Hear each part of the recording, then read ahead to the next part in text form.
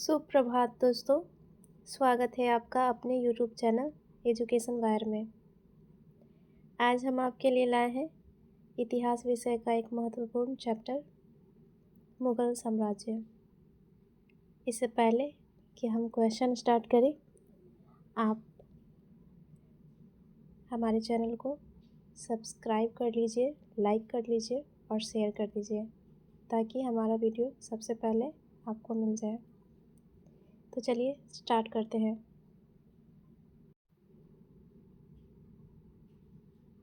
पहला क्वेश्चन है, किसने पहली बार बादशाह अर्थात सम्राट शीर्षक अपनाया? सही उत्तर है ऑप्शन ए, बाबर।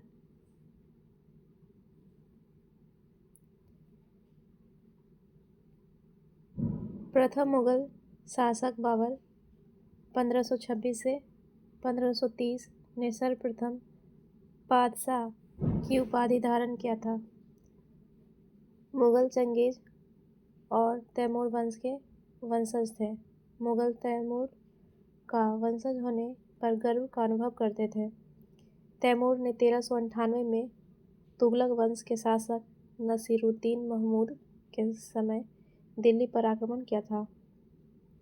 बाबर ने 1526 में पानीपत के युद्ध में इब्राहिम लोदी को पराजित कर भारत में मुगल वंश की नींव रखी थी। पानीपत के युद्ध में बाबर ने सर्वप्रथम बारूद का प्रयोग किया था। इस विजय के पश्चात उसने 1527 में खानवा के युद्ध में राणा सांगा को पराजित किया और गाजी की उपाधि धारण की।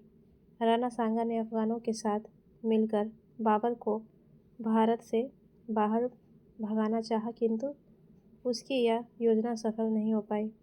खानवा के युद्ध को बाबर ने जिहाद घोषित किया था। इसके बाद उसने चंदेरी एवं घाघरा के युद्ध में भी विजय प्राप्त किया था। बाबर ने चगताई तुर्की भाषा में अपनी आत्मकथा बाबरनामा तुजू के बाबरी लिखा था। मैडम बेवरिज ने सर्वप्रथम इसका अंग्रेजी अनुवाद किया था। 27 अप्रैल 1526 को बाबर का नाम खुतबा में दर्ज किया गया था और वह इसी दिन से भारत में मुगल वंश का प्रथम बादशाह बना था। मुगलों ने भारतीय शिल्पकारों को बारूद बनाने की तकनीक सिखाई। नेक्स्ट क्वेश्चन है, तैमूर के हमले के समय भारत में किस राजवंश का शासन था? सही उत्तर होगा ऑप्शन बी, तुगलक।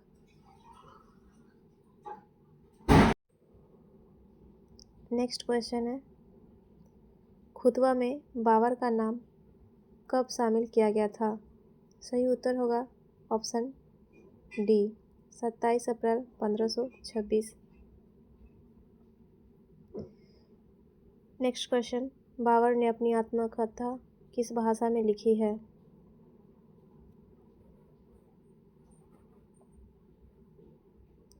सही उत्तर होगा ऑप्शन सी, तुर्की।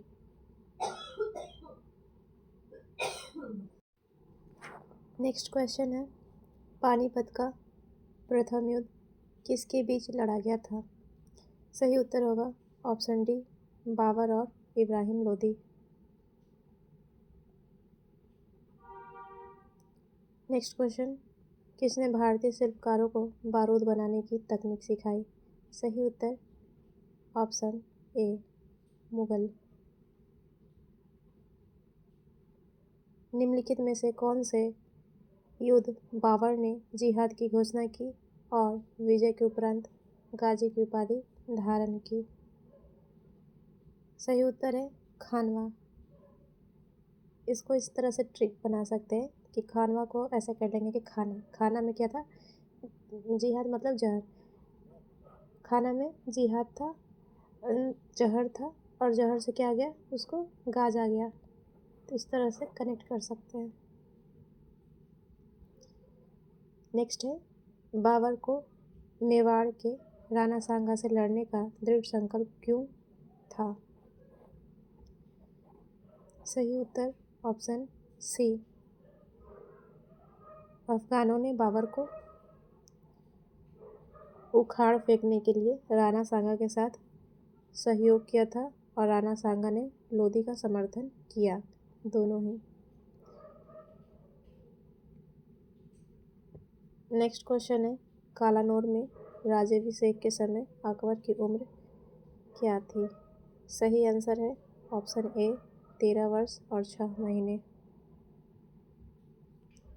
हुमायूं की मृत्यु के पश्चात 14 फरवरी 1556 ईस्वी को कालानौर, जिसे कहते हैं गुरुदासपुर, में 13 वर्ष 6 माह की उम्र में अकबर का राज्याभिषेक किया गया था।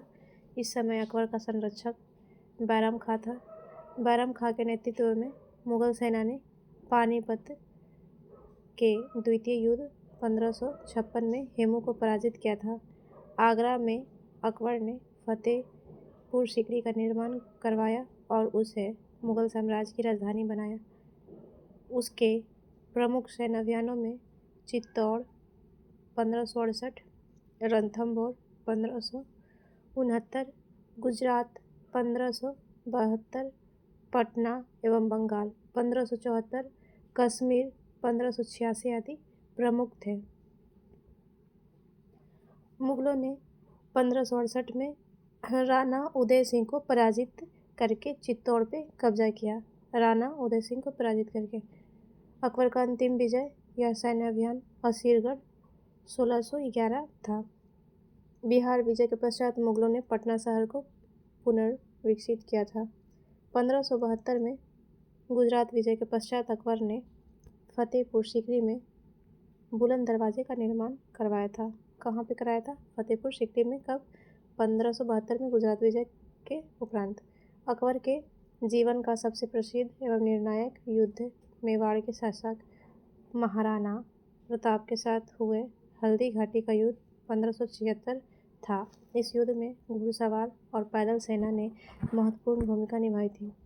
मुगल सेना का नेतृत्व मानसिंह कर रहे थे और इस युद्ध में मुगल सेना महाराणा प्रताप को पराजित नहीं कर पाई और ना ही अपना प्रभुत्व स्थापित कर सके।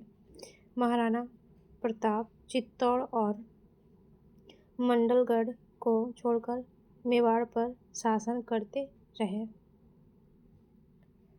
नेक्स्ट क्वेश्चन है, मुगलों ने किसे पराजित करके चित्तौड़ पर कब्जा कर लिया था? सही उत्तर बताइए। सही उत्तर होगा option A Rana Uday Singh. Next question है, बुलंद दरवाजे का निर्माण अकबर द्वारा फतेहपुर सीकरी में किस लिए किया गया था? ऑप्शन है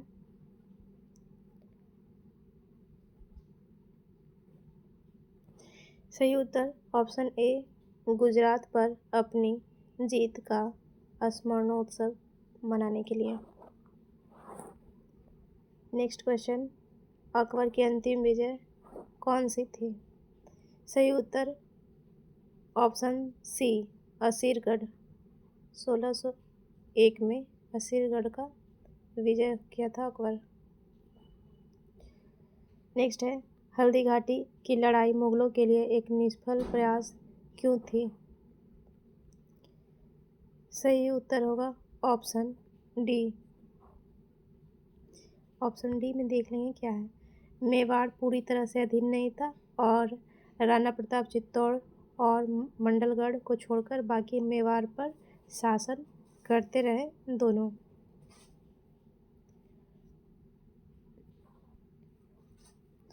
नेक्स्ट क्वेश्चन, सेना के किस हिस्से ने हल्दी घाटी की लड़ाई में प्रमुख भूमिका निभाई? प्रमुख भूमिका निभाए थे घुड़सवार और पैदल सेना। घुड़सवार और पैदल सेना। नेक्स्ट है, मुगलों के द्वारा बिहार के किस नगर को पुनर्विकसित किया गया था? बताइए। सही उत्तर होगा ऑप्शन सी पटना।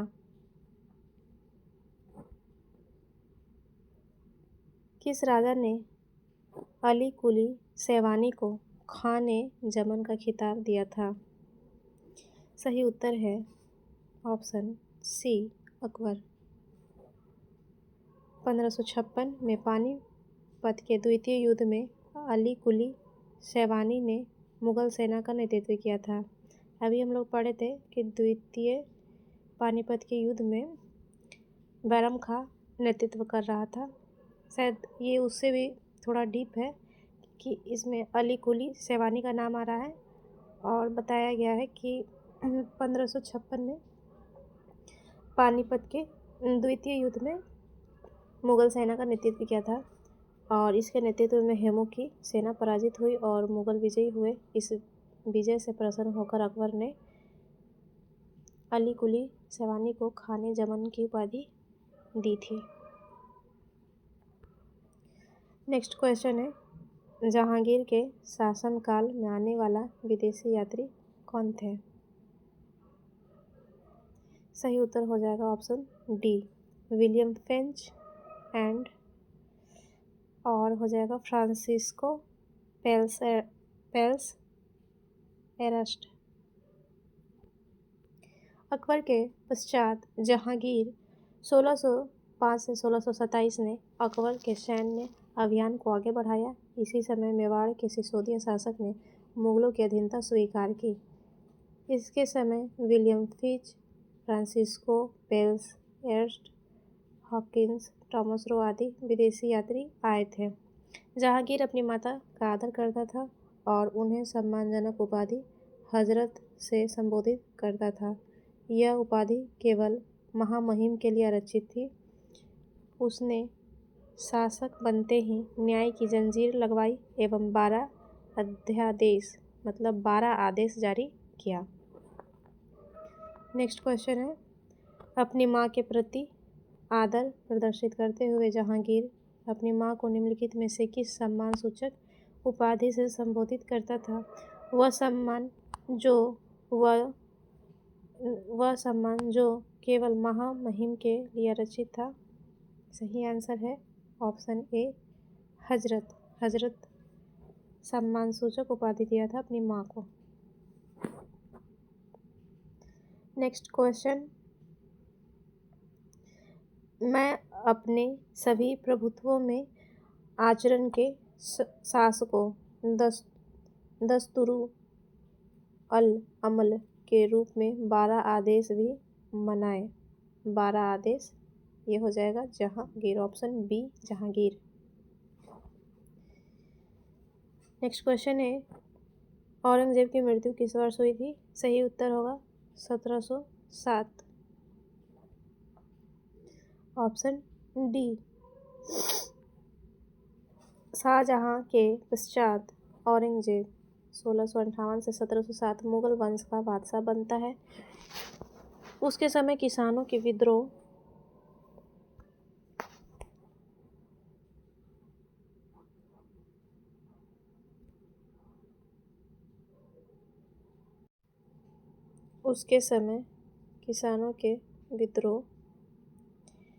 के साथ जाट एवं सतनामियों ने विद्रोह किया था।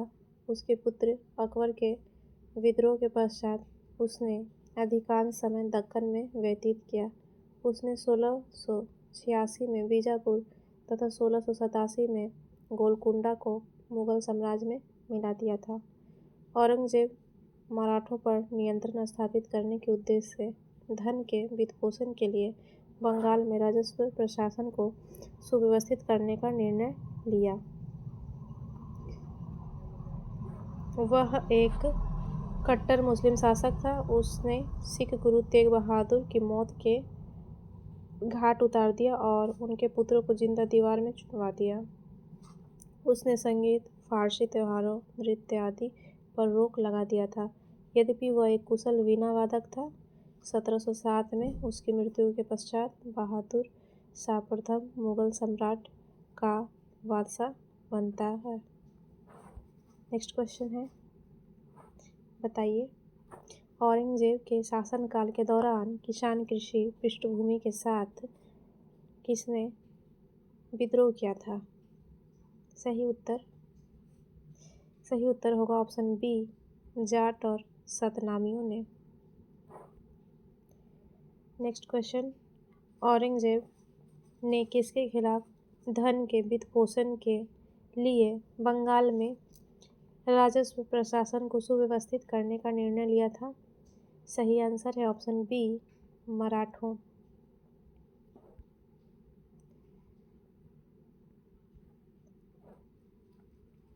निम्नलिखित मुगल सम्राटों में कौन एक निपुण वीणा वादक था?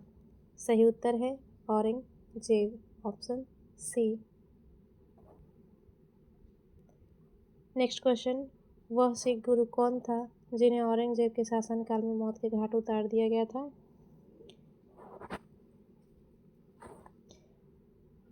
सही होगा इसमें तेग बहादुर, जो कि नहीं है, इसीलिए उपर्युक्त में से कोई नहीं।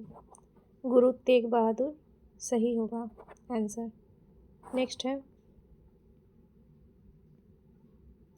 निम्नलिखित में अकबर की राजपूत नीति का मुख्य सिद्धांत क्या था? सही आंसर होगा ऑप्शन डी।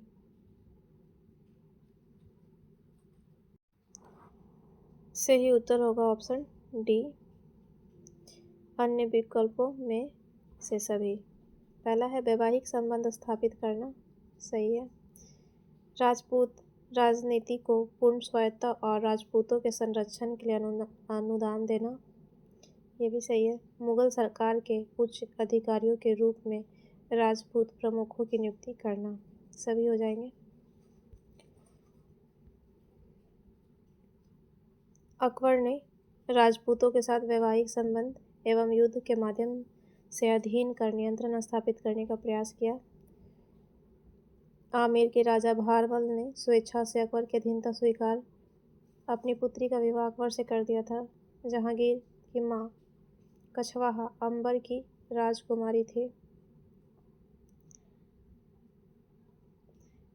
शाहजहां की मां एक राठौड़ मारवाड़ की राजकुमारी थी। इस प्रकार के विवाह एक स्वैच्छिक गठबंधन थे, इनमें कोई दबाव नहीं डाला गया था।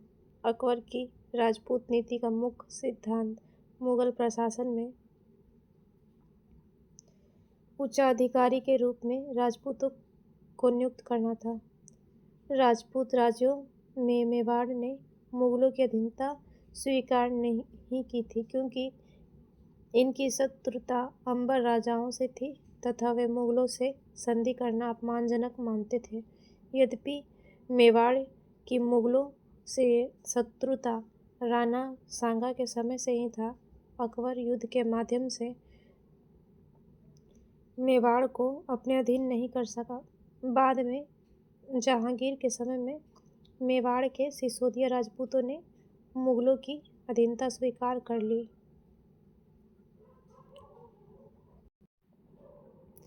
नेक्स्ट क्वेश्चन है, अंबर राजकुमारी के साथ अकबर का विवाह अद्वितीय क्यों था? सही उत्तर है ऑप्शन सी, यह एक स्वैच्छिक गठबंधन था, मजबूरी का विवाह नहीं। नेक्स्ट क्वेश्चन है, मेवाड़ मुगल विरोधी क्यों थे? सही उत्तर होगा ऑप्शन डी, अन्य विकल्पों में सभी। कारण क्या क्या था, विरोधी क्यों थे? तो राणा सांगा के दिनों के ही इनके संबंध शत्रुतापूर्ण था। मेवाड़ की अंबर से शत्रुता थी, जो मुगलों के साथ संबंध रखता था। नेक्स्ट है, मेवाड़ ने मुगलों के साथ सहयोग करना अपमानजनक माना, सभी हो जाएगा। नेक्स्ट क्वेश्चन है, उड़ीसा में अफगान शक्ति को किसके द्वारा कुचल दिया गया था? सही उत्तर होगा, उड़ीसा में अफगान शक्ति को किसके द्वारा कुचल दिया गया था? सही उत्तर है राजा मानसिंह, ऑप्शन बी। उड़ीसा में अफगान शक्ति को राजा मानसिंह द्वारा कुचल दिया गया। मुगलों ने दाऊद खां के विद्रोह का दमन करके उड़ीसा पर अधिकार कर लिया था। 1582 में कालू खा लोहानी ने उड़ीसा पर अधिकार कर लिया और मुगलों को चुनौती दी। बादशाह अकबर ने राजा मानसिंह को उड़ीसा पर अधिकार करने के लिए भेजा। अंततः उन्होंने 1592 10 साल का अंतर है में उड़ीसा पर अधिकार कर लिया। अकबर ने प्रसन्न होकर मानसिंह को बिहार के साथ साथ उड़ीसा का भी सूबेदार बना दिया। तो उड़ीसा पे अधिकार कब किया था? 1592, याद रखेंगे। नेक्स्ट क्वेश्चन, इंग्लैंड के किंग जेम्स को किसने लिखा था कि मैं चाहता हूँ कि महाराज कि आप अपने व्यापारियों को अपने जहाज में मेरे महल के लिए उपर्युक्त सभी प्रकार की दुर्लभ और समृद्ध वस्तुएं लाने का आदेश दें। सही उत्तर है ऑप्शन डी, मुगल सम्राट जहांगीर। मुगल सम्राट जहांगीर इंग्लैंड के राजा जेम्स को लिखता है कि मैं चाहता हूँ महाराज कि आप अपने व्यापारियों को अपने जहाज में मेरे महल के लिए उपर्युक्त सभी प्रकार की दुर्लभ और समृद्ध वस्तुएं लाने का आदेश दें। जहांगीर के समय राजा जेम्स के दूत के रूप में 1608 ईस्वी में कप्तान हॉकिंस आया था। फरुखसियर के समय ईस्ट इंडिया कंपनी ने जॉन सुरमन के नेतृत्व में एक शिष्टमंडल भेजा था। इस शिष्टमंडल को सुरमन दूतावास भी कहते हैं। इस शिष्टमंडल में शामिल सर्जन हैमिल्टन ने फरुखसियर का इलाज किया था। नेक्स्ट क्वेश्चन है, सुरमान दूतावास किसका मिशन था? सही उत्तर है मुगल सम्राट Farrukhsiyar, option C Farrukhsiyar. Next question है, मनसबदारी प्रणाली का प्रारंभ किसने किया? सही उत्तर होगा इनमें से कोई नहीं, ऑप्शन ई अकबर किया था। सही उत्तर होगा अकबर। मुगलकालीन पद प्रणाली को मनसब कहा जाता था एवं मनसबदारी व्यवस्था को अकबर अपने शासनकाल के 19वें वर्ष 1575 में लागू किया था। इसका उद्देश्य शासन में श्रेष्ठता स्थापित करना एवं सेना को व्यवस्थित करना था। मनसबदारी व्यवस्था में पद, वेतन तथा सैनिक उत्तरदायित्व निर्धारित किया गया था। पद और वेतन का निर्धारण जात की संख्या पर निर्भर था। मनसबदार अपना वेतन जागीर के रूप में पाता था। इस प्रकार प्रत्येक जागीरदार मनसबदार था, किंतु प्रत्येक मनसबदार जागीरदार नहीं हो सकता था, क्योंकि कुछ मनसबदारों को नगद वेतन दिया जाता था। अबुल फजल ने मनसबदारों को 33 श्रेणियों का उल्लेख किया है। अबुल फजल ने मनसबदारों की 33 श्रेणियों का उल्लेख किया है, जैसे 500 जात से नीचे सामान्य मनसबदार, 500 से 2500 जात को अमीर कहते थे, 2500 जात से ऊपर को अमीर उम्दा कहा जाता था। 5000 जात वाले अभिजातों की नियुक्ति अकबर विशिष्ट व्यक्तियों में से करता था। ऐसे 5000 जात मनसबदारों की संख्या अकबर के समय में 29 और औरंगजेब के समय में 79 था।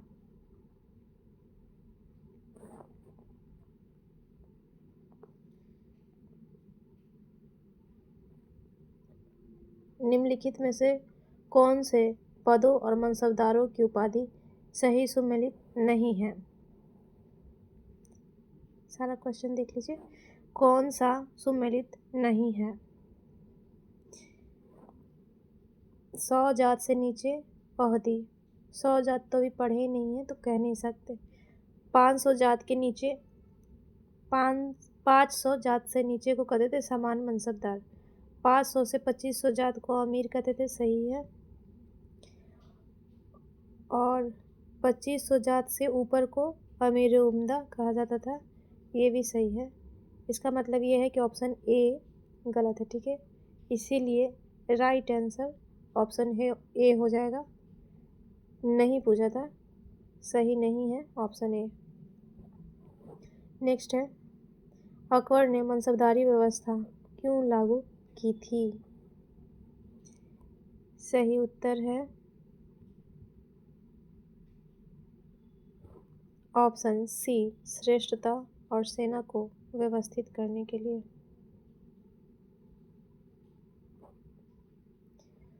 मुगल पद प्रणाली को क्या कहा जाता था? सही उत्तर है मनसबदारी प्रथा।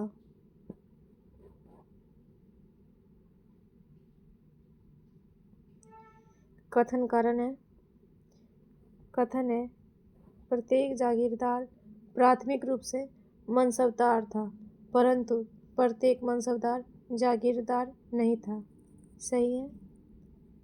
कुछ मनसबदारों के नगद अदायगी की जाती थी, जागीरों द्वारा नहीं। ये भी सही है। दोनों सही है और आर्य का व्याख्या करता है।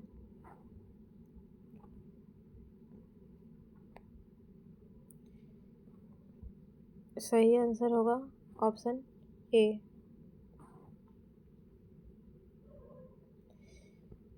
यदि किसी मनसबदार को वल्क और वदखौसा में नियुक्त किया जाता था तो उसे दाग के लिए कितने सवार लाने होते थे? सही उत्तर है सवार श्रेणी का 1/5वां हिस्सा। Option D. शाहजहां के समय जिन मनसबदारों को भारत के बाहर वल्क, वदखौसा अथवा उत्तर पश्चिम प्रांत जागीर मिलती थी, उन्हें अपने सवार मनसब का 1/5 घुड़सवार सैनिक रखने होते थे। उन्हें अपनी नियुक्ति के स्थान पर जागीर मिली थी, उन्हें 1/3 घुड़सवार सैनिक तथा जिन्हें नियुक्ति के स्थान पे बाहर सूबे में जागीर मिली थी, जिसको सूबे में मिला था उसको 1/4 घुड़सवार सैनिक रखने पड़ते थे।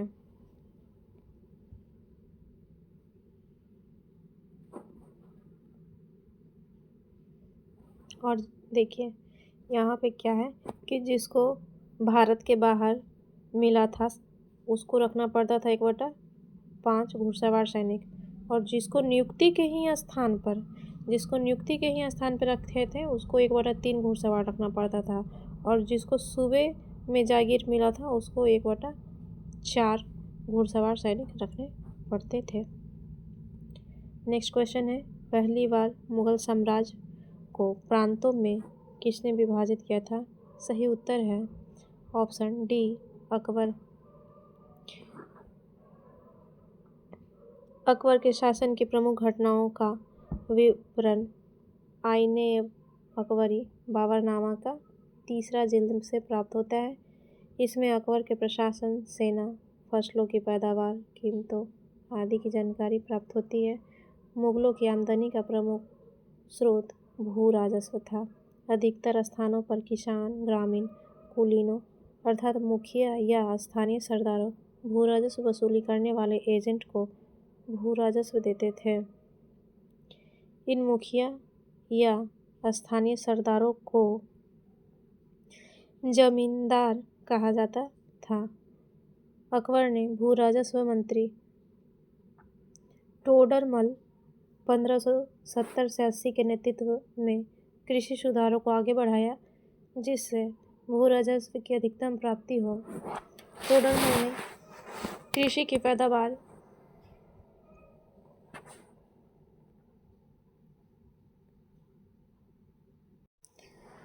टोडरमल ने कृषि की पैदावार कीमतों और कृषि भूमि का सावधानीपूर्वक सर्वेक्षण किया। 1580 में आईने 10 साला पद्धति लागू किया। कब? 1580 में आईने 10 साला पद्धति लागू किया। अकबर ने सर्वप्रथम साम्राज्य का विभाजन प्रांतों में कर दिया और प्रत्येक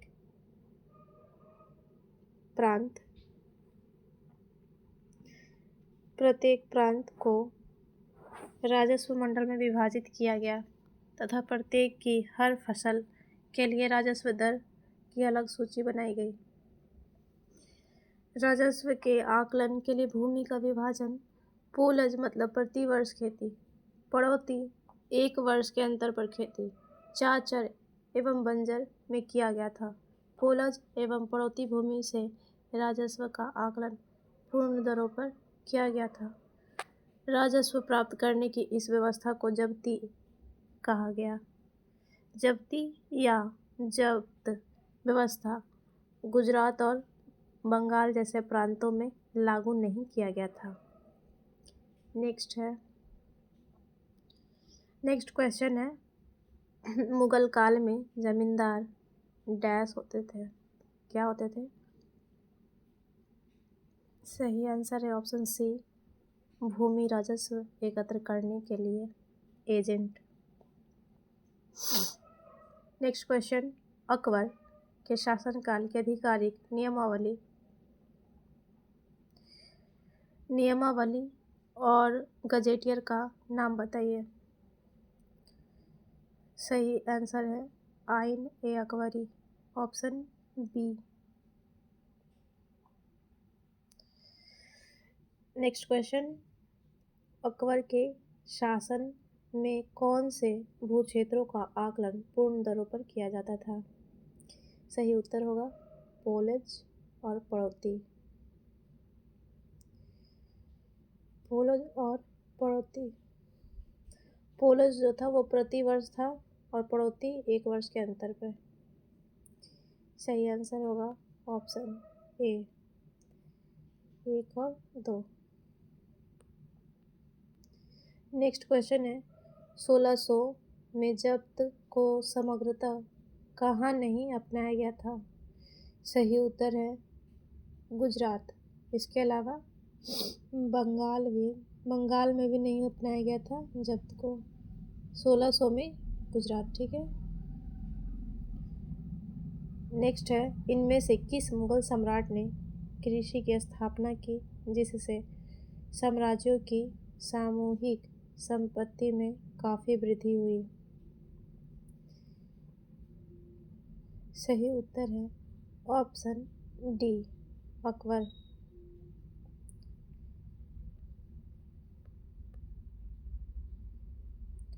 नेक्स्ट क्वेश्चन, 1580 में निम्नलिखित में से भू राजस्व की कौन सी व्यवस्था अकबर द्वारा आरंभ की गई? सही उत्तर है ऑप्शन ए, दहसाला।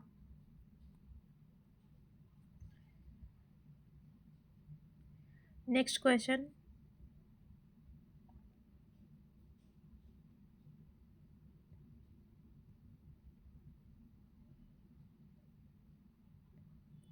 अबुल फजल द्वारा लिखित आइन ए अकबरी में निम्नलिखित में से किससे संबंधित जानकारी शामिल है?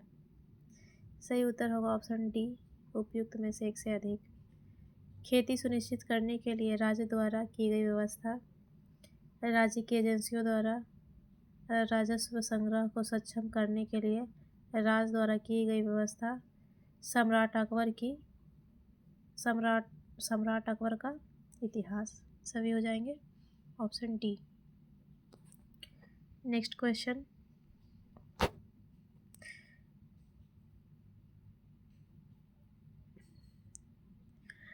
इसमें यही दिया है कि अबुल फजल द्वारा लिखित आइन ए अकबरी पुस्तक में अकबर के शासन से जुड़े विचारों को न केवल आकार दिया गया बल्कि उनको स्पष्ट रूप से लेखनबद्ध किया गया। इसमें इन्होंने सम्राट अकबर का इतिहास व कृषिगत कार्यों को सुनिश्चित करने के लिए राज्य द्वारा प्रदान की गई व्यवस्था और राज्य के एजेंसियों द्वारा राजस्व संग्रह को सक्षम करने के लिए राज्य द्वारा की गई व्यवस्था का उल्लेख किया है। नेक्स्ट क्वेश्चन है, घोड़ों के ब्रांडिंग की व्यवस्था कब शुरू की गई थी? घोड़ों की ब्रांडिंग की व्यवस्था कब शुरू की गई थी? सही आंसर है 1574 में, ऑप्शन सी। घोड़ों की ब्रांडिंग की व्यवस्था 1574 में शुरू की गई। अकबर ने अपने काल में सैनिकों का हुलिया लिखे जाने तथा घोड़ों व हाथियों को दागने की प्रथा शुरू की। शासन के प्रमुख अभिलक्षण अकबर ने निर्धारित किए थे। इसका विस्तृत विवरण अबुल फजल की अकबरनामा विशेषकर आइन ए अकबरी में मिलता है। इसी तरह मुगल सम्राट ने मनसबदार एवं जागीरदार के पद का भी सृजन किया। नेक्स्ट क्वेश्चन है,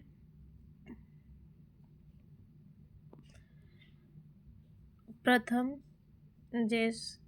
जेसुइट ईसाई धर्म प्रचारक अकबर के दरबार में फतेहपुर सीकरी में कब पहुंचा? सही उत्तर होगा 1580, ऑप्शन सी।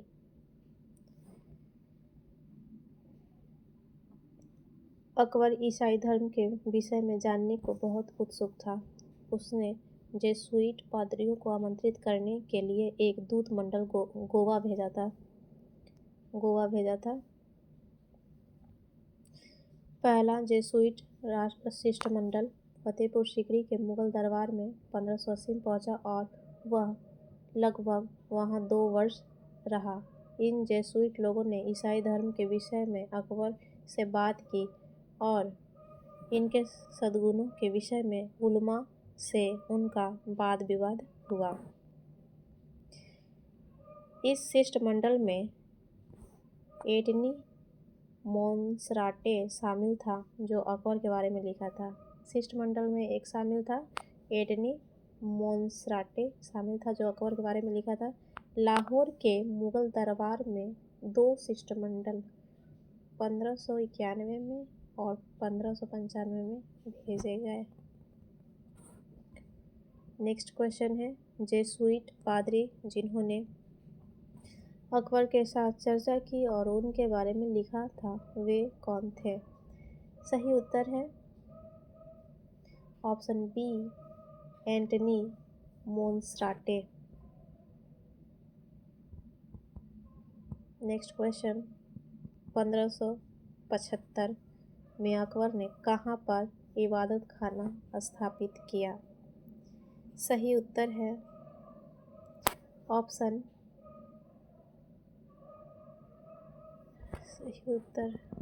ए भी है ना। सही उत्तर है ऑप्शन ई, फतेहपुर सीकरी। इनमें से कोई नहीं होगा, फतेहपुर सीकरी होगा। मुगल शासक अकबर ने धर्म एवं दर्शन पर वाद विवाद के लिए अपनी राजधानी फतेहपुर सीकरी में 1575 में एक इबादत खाने का निर्माण करवाया। इसमें प्रत्येक बृहस्पतिवार को संध्या के समय नियमित रूप से धार्मिक विचार विमर्श हुआ करता था।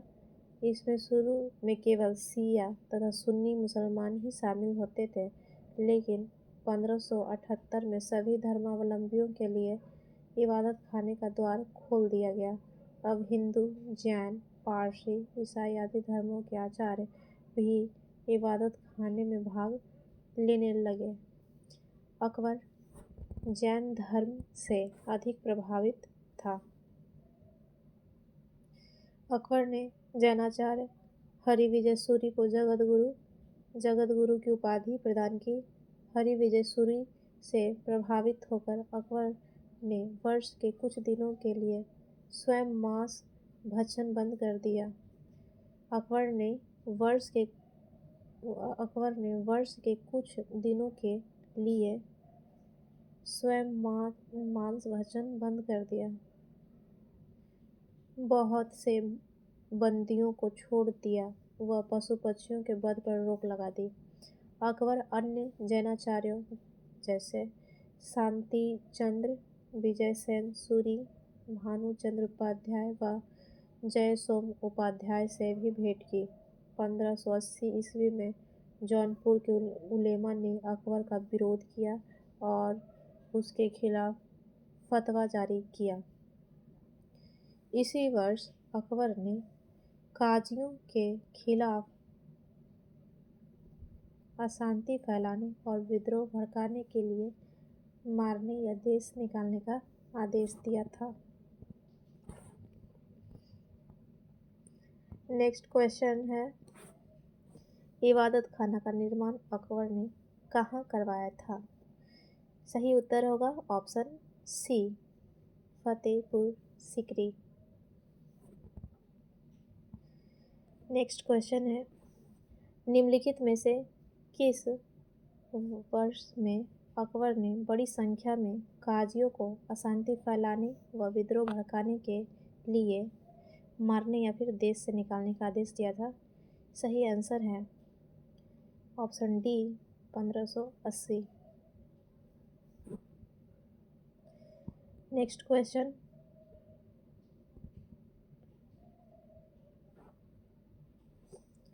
अकबर ने किसके लिए इबादत खाना का निर्माण किया था? सही उत्तर, इबादत खाना का निर्माण किसके लिए किया था? सही आंसर है ऑप्शन डी, धार्मिक चर्चाओं को आयोजित करने के लिए। धार्मिक चर्चाओं को आयोजित करने के लिए ऑप्शन डी।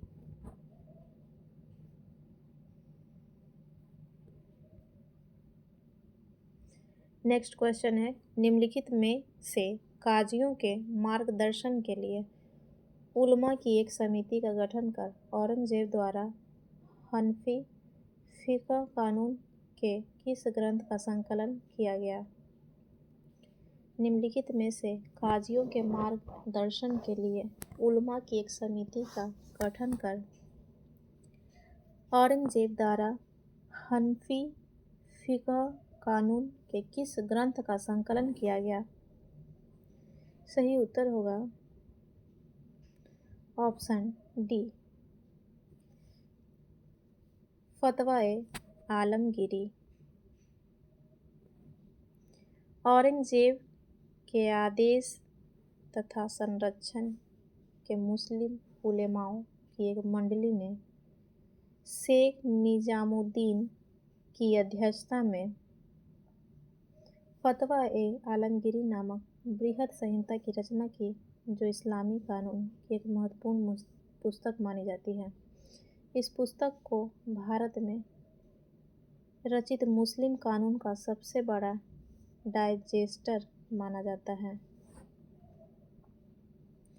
नेक्स्ट क्वेश्चन है, 18वीं शताब्दी के मुगल सम्राटों के नाम पर विचार कीजिए। निम्नलिखित में से कौन सा अनुक्रम काल क्रमानुसार व्यवस्थित है?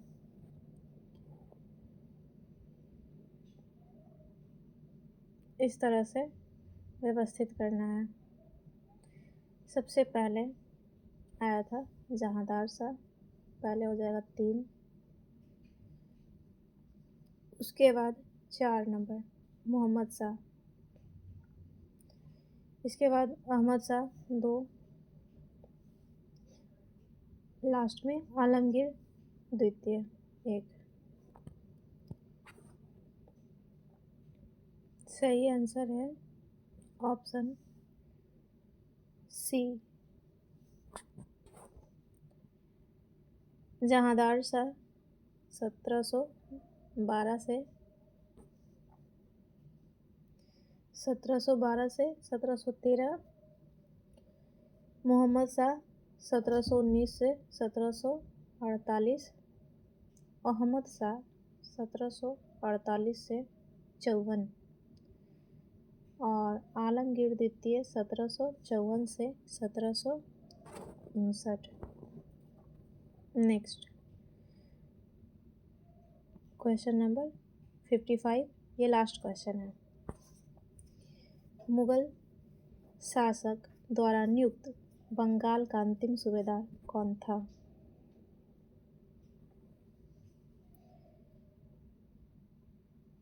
सही आंसर है ऑप्शन सी, मुर्शीद कुली खान। मुर्शीद कुली खान।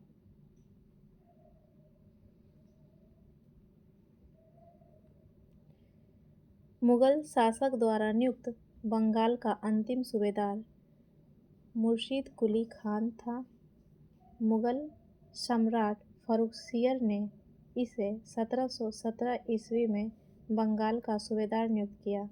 1719 में इसे उड़ीसा भी दे दिया गया। इसने अपनी राजधानी ढाका से मुर्शिदाबाद हस्तांतरित कर दी। इसने भूमि बंदोबस्त में इजारी व्यवस्था भी आरंभ किया था। मुर्शिद कुली खां। उसने किसानों को तकावी ऋण दिए तथा मालगुजारी की वसूली कठोरता से की।